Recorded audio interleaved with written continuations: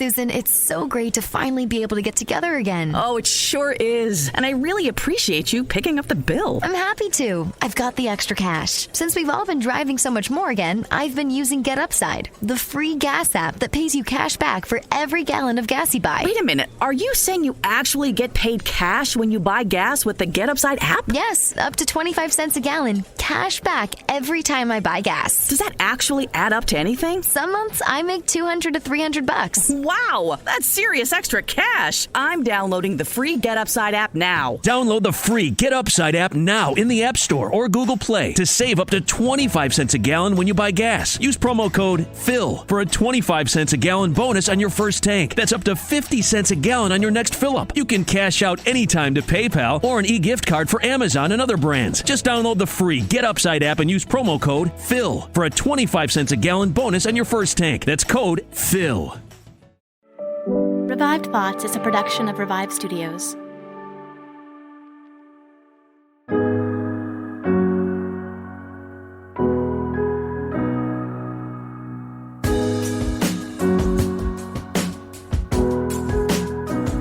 Hey everybody, this is a Revive Studio update episode, kind of giving you some behind the scenes look about what has been going on around the studio here. Troy specifically mentioned that he wants to take an episode and just kind of share what's been on his heart lately. Troy and his family, for those of you who don't follow every minute detail of Revive Studios, Troy and his family recently moved to Cambodia to serve as missionaries there, teaching in schools. And it was a huge thing, to pick up your whole family and move to the jungles of Cambodia is not something that we take, anyone takes lightly. So there was a lot of prayer about him moving there and what that meant for Revive Studios. And there were times where we would be talking about Revive Studios and debating about whether we should wind it down or, whether it's played its course or not. And ultimately, we decided to keep the show going and work on improving it now internationally. But Troy wanted to share, kind of what was that journey like from almost the genesis of Revive Thoughts to where that's taken us as a studio and throughout this move and the ways that that's affected him personally. So without further ado, I'll let Troy take it over from Cambodia. This is a different kind of episode than you may be used to. If you are just here for the sermons or just the Revived Conversations, I might encourage you. This is more of a personal episode from kind of one of the people here at Revive Studios, from me, Troy, sharing some stuff that's been going on and just some kind of personal highlights of things from behind the scenes. So if you are purely here for sermons or you're purely here for Revived Conversations and you're a newer member or a newer listener or something like that, and this doesn't interest you, feel free to pass on by this episode. This episode, again, is more of a story, more of sharing from just the heart of what goes on at Revive Studios. And so this episode, honestly, might not be for you. But if you are somebody who enjoys what we do at Revive Studios and you do want to hear a little bit more of that personal touch, I wanted to share that with you this week, kind of tell you some things, maybe let you in on some things that we have kind of, I don't want to say kept from you, but some things that we have not shared per se. We give off, we do our best at least to give off a very professional image and to make Revive Studios seem like it's an organization that knows everything that it's doing and always has everything together. And this has been sometimes successful. You might be listening and think, I can tell you guys are just a couple podcasters, but it's sometimes been successful. So successful, in fact, that we've actually projected images too hard. And I remember one time we were talking with a couple different organizations, and they were kind of like, well, who's your LLC and who's your business contacts and who's all this stuff? And I was like, what? They were like, where's your contracts and stuff? And we're like, we don't have any of those things. And by the end of the discussion, the group I was talking to realized, what they thought was a whole organization and a whole ministry wing being supported by some big organization like Ligonier, Grace to You. And by the end of the conversation, they realized oh, this is just like a couple people podcasting. This is not some big business venture or church organization. Again, you might be listening and you think it's very obvious, but there were definitely times where people thought that we were bigger than we are, because we really did want to project a professional image to you. We wanted you to trust us with the research that we've done. We wanted you to believe in what we're doing, and we wanted you to not be distracted by anything amateurish that would keep you from enjoying our shows. But in this episode, I wanted to share some things with you that were a little more on my heart. So this is a little bit more my feelings of how things have gone. And I'm actually really excited to do this. So bear with us for a minute. But the thing that might scare you, and the part that might have surprised you, is we came very close to wondering if Revive Studios could survive this move to Cambodia. And that might come as a shock to you, because if you've been listening, we've been talking the whole time, like, yeah, Revive Studios will be fine. And we really wanted the Revive Studios to be fine. And that's the prayer we had. But maybe if I just walk you through everything, it might explain why I feel that we came very close to maybe Revive Studios not making it. You see, when we first felt a call to go to Cambodia, my wife and I, she is Elise, runs Martyrs and Missionaries, if you don't know that. And at first we just didn't know. We were like, can we do this and God? Would God want us to do both of these things? This last year when I was at seminary and stuff, I felt that Revive Studios and this podcast and my work at seminary was nearly cutting me in half. It was very difficult to get all my homework, get all my work done, work a full-time job, raise the kids, be with my wife, and also get an episode out every single week of a pretty labor-intensive show. Joel did a great job on editing and producing on his side, but I always felt like I was letting him down a little bit by getting my sermons and scripts later than I wanted to get them to him, and never having as many episodes in our back pocket as we wanted. The Lord has blessed us that with over an entire year of doing that, we never missed a single episode that we wanted. We never had to skip, but it felt so narrow, and at times it was so close that margin was very stressful. And so when we added the idea of moving to Cambodia on top of that, it was a lot. We asked God in prayer, and we felt like God was saying, do both. You can do both. We're going to do both. But everything else about our lives didn't know that. Feeling that kind of feeling being split in half. We had so much going on. We originally planned to move to Cambodia in October, and as we told you all, it got moved up. In the second week of July, we realized we were leaving for Cambodia in the first week of August. We didn't have the money and the funds to do it. We didn't have the support. We didn't have so many things in a row. And for everything to work out, it felt like we just had to roll a dice, and it had to land 6, like 50 times. And yet, we felt that God was, leading us to do this. And because of that, and because of people who came in and support us in the way God's body of the church works, the dice rolled 50 times, and we made it. And then we had a 2-week quarantine with our kids, which may sound fun to you to sit in a hotel room for 2 weeks and not go outside with your kids. That might be to you a blast, but for us, it was really, really hard. And our kids are very energetic and they got a lot of desire to move and do things. And it was really hard for them to be stuck inside with us. And we didn't get to sleep in the same bed because we had one of us had to watch one kid and the other. It was a whole lot of things going on. And that was very hard. So that was another 2 weeks we lost that we couldn't work on Revive Studios. God moved through it. Honestly, I felt like we were in one of Elisa's Martyrs and Missionary stories, and the way that God got us to Cambodia, it was incredible, and it felt just amazing to see God move, and I've never felt more confirmation on where I'm supposed to be, because there's no way I could be here if it hadn't been for God. But the Revive Studio side of things, it was really hard, because it was, again, more time that we needed to use scripts and to work on research and to put together episodes and edit sermons that we just didn't get to do. And there were so many other things about it that was difficult. There were questions like, is God still wanting us to do this? We had trouble getting speakers on our show. For the first time in 2 years, we were really struggling to get people to read sermons for us or to stick with them, and just having more trouble than we've had in a long time. We've had tons of people come through our show. We've had people read 1 sermon. We've had people read 5 sermons for us, and we love all of them. And we appreciate every single speaker we've ever had. You have no idea. You literally, when we say you make this show happen, a lot of times you'll listen to a show and they'll be like, you make this happen, listener. You literally make this happen. Every single episode came because one of you volunteered to help us make this show. So you are literally the ones who make this show. But for the first time in 2 years, we really had a hard time getting speakers in the door, and that was surprising to us, the one-off speakers or even some of our other speakers, and all for great reasons. We're not mad about it, but going back to that question, is God wanting us to do this? There was another sign. It's like, wow, we're not getting speakers in the door like we used to.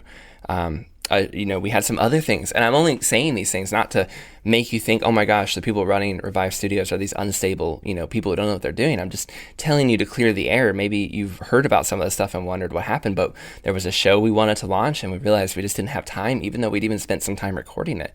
And we had talked about website stuff. I spent a lot of time working on that, but I'm not a website designer, and it was very difficult, and it didn't come across. Our website looks nice online, but we have some, I'll get to that in a minute. And the merch store, There were things that we had promised you guys. We had really looked forward. We really thought they were on the way, and they didn't. And if that comes across as unprofessional or unstable or makes us seem like we don't know what we're doing, and a little bit of truth, we are, podcasters. We are people who enjoy making episodes, but there is a little bit where it's like, wow, we got overwhelmed and we got in and over our heads, and doing all that while moving to Cambodia during COVID, all the hoops and things we had to jump through. It was a whole lot, and it really did get to us. And it was just, I remember Elisa's packing while working on a Martyrs and Missionary script, while also her and I were teaching classes online at the time, at the end of, because the entire time we were packing to go to Cambodia, we were also teaching at night from 8 to midnight. It was incredibly stressful and crazy. And I remember we were just like, I don't know if we can do this. Like, I just don't know if this is going to work out. This is really, really hard. And in the middle of that, too, we also changed the network we were with. We're hosting with someone different than we were before, and we're doing things more on our own than we were before, and that can be hard as well. And there was just things on the ad side that have changed, too, more of us doing it on our own. If, again, the idea is that you may think we sound unstable or something. That's not the goal, but the goal is just showing you how much stuff has been going on this summer that made this show and made the studio and made us ask the question while we're telling you, while we were trying to say, like, we really think God wants us to do this and telling you we think this is going to be okay. And behind the scenes, there were some times where it was just like, I don't know. I really don't. And we also got some pushback, received criticism. I tried to let stuff online get to me, but we received more of it than we have in a while. And that was just a lot of stuff going on that was negative. And I would be lying if I said I never had doubts whether Revive Studios was going to make it. That's kind of what I'm trying to tell you, is there was a little bit of us wondering, could we do this all? Could we manage all of this overseas while we're in Cambodia? At the same, and there was also just this question, have we gone as far as God wanted us to go? God allowed us to bring well over 100 sermons back to life, to tell over 100 different stories, to tell 20 missionary and martyr stories on Elisa's show, to bring back old revival radio preachers to people's minds. I mean, if you've listened to our show, Revived Radio, you have actually heard the voice of C.S. Lewis and Jim Elliot. I mean, what an incredible blessing to be able to interact with those voices and people from the past again. God has allowed us to, reach thousands of people every single month, including 300,000 downloads across 2 years. That's so much more than so many other podcasts can say they've done. That's not like a look at what we've done. That's like, what a blessing. Maybe that was what God wanted us to finish. And we've received over 200 5-star reviews, and people have been incredibly encouraging and supportive of us. And we never had to lose a dollar. God has always provided through you. People for the first time in their lives maybe listened to a sermon from Gregory of Nyssa, or Gregory of Nazianzus, Origen, Chrysostom. They heard the stories of Boniface, Hudson Taylor, Calvin, A.B. Simpson, Theodore Cuyler, Spurgeon, Moody. So many people you've had the opportunity to be maybe introduced to or get to know better because of our show. And you heard amazing missionary tales from Elisa's show, Gladys Aylward's, and then sad stories too, like Felix Carey. Just so much we've been able to do. If you started Revive Divas tomorrow and listen to one episode every day, you'd have enough to get through in a year before you needed to repeat any episodes.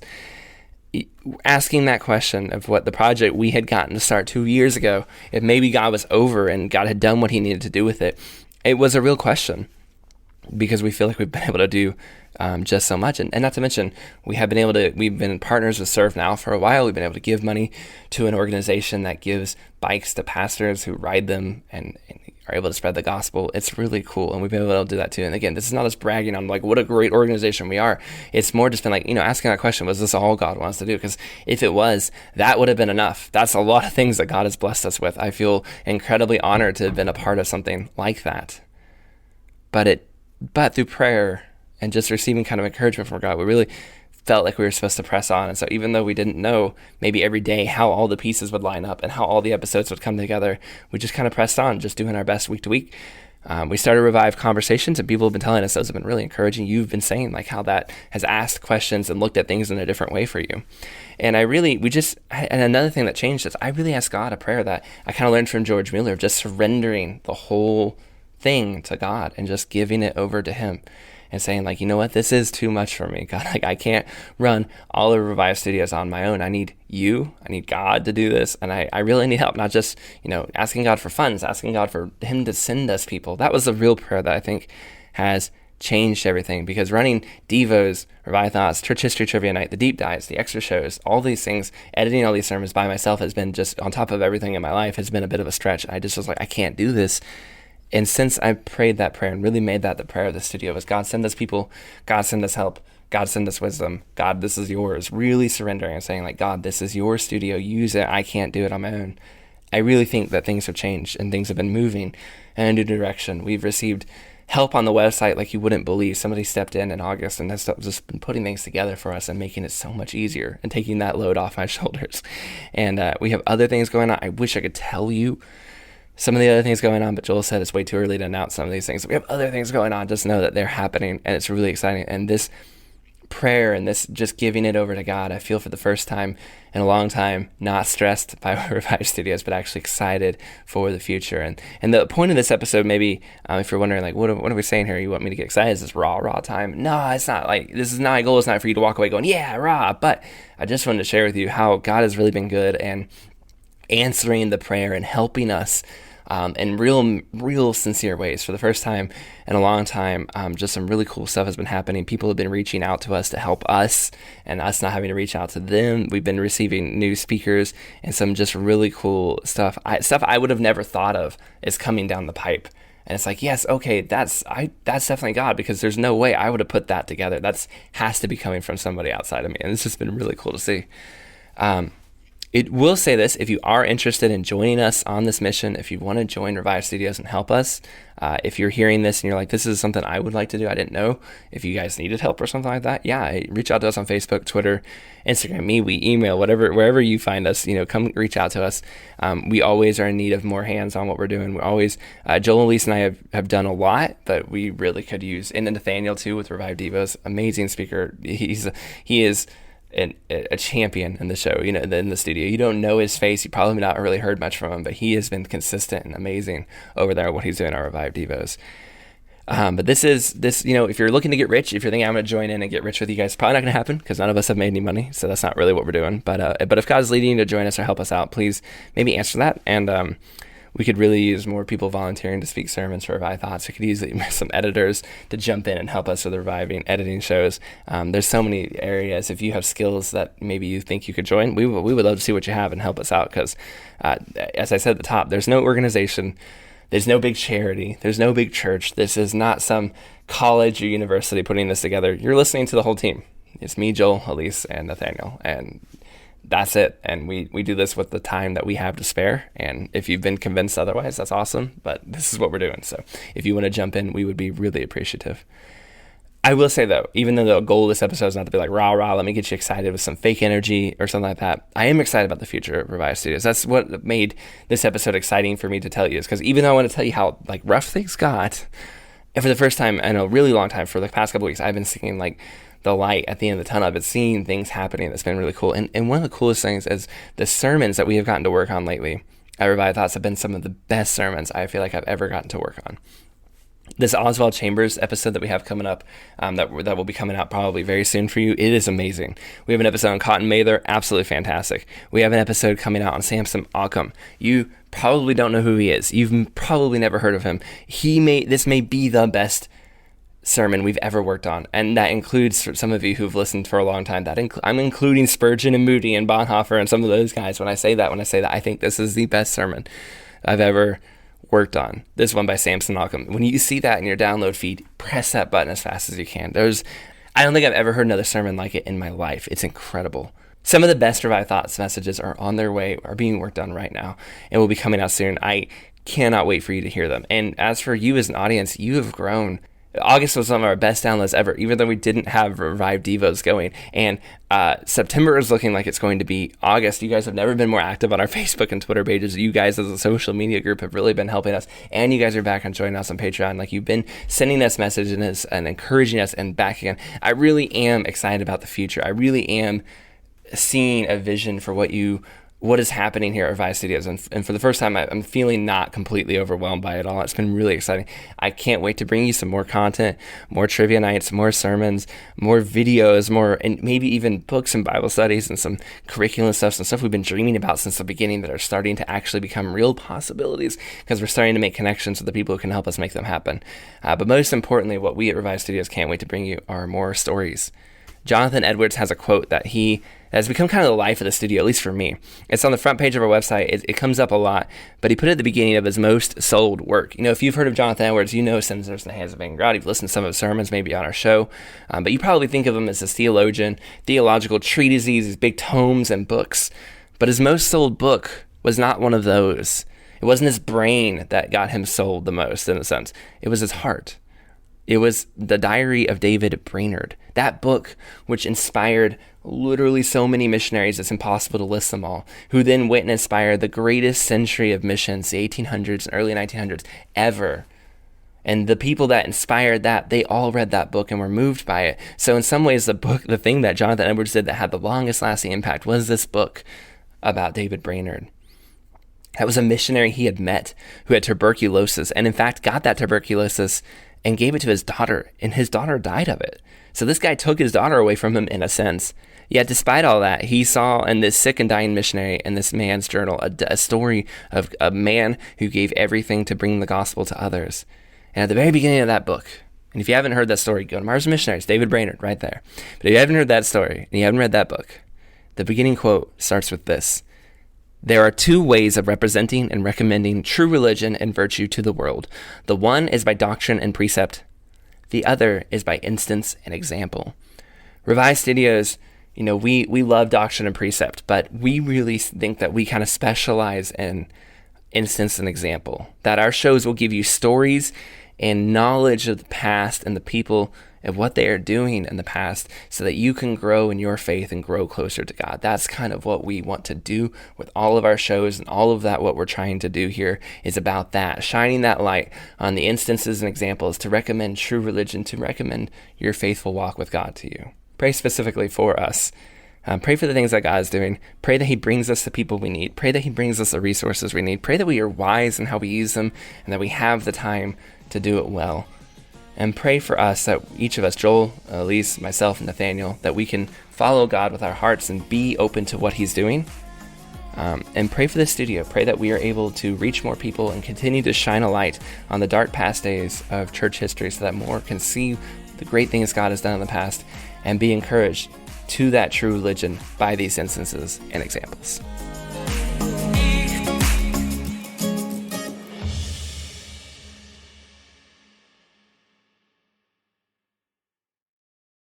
Susan, it's so great to finally be able to get together again. Oh, it sure is. And I really appreciate you picking up the bill. I'm happy to. I've got the extra cash. Since we've all been driving so much more again, I've been using Get Upside, the free gas app that pays you cash back for every gallon of gas you buy. Wait a minute. Are you saying you actually get paid cash when you buy gas with the Get Upside app? Yes, up to 25 cents a gallon, cash back every time I buy gas. Does that actually add up to anything? Some months I make $200 to $300. Wow, that's serious extra cash. I'm downloading the free Get Upside app now. Download the free Get Upside app now in the App Store or Google Play to save up to 25 cents a gallon when you buy gas. Use promo code PHIL for a 25 cents a gallon bonus on your first tank. That's up to 50 cents a gallon on your next fill-up. You can cash out anytime to PayPal or an e-gift card for Amazon and other brands. Just download the free Get Upside app and use promo code PHIL for a 25 cents a gallon bonus on your first tank. That's code PHIL.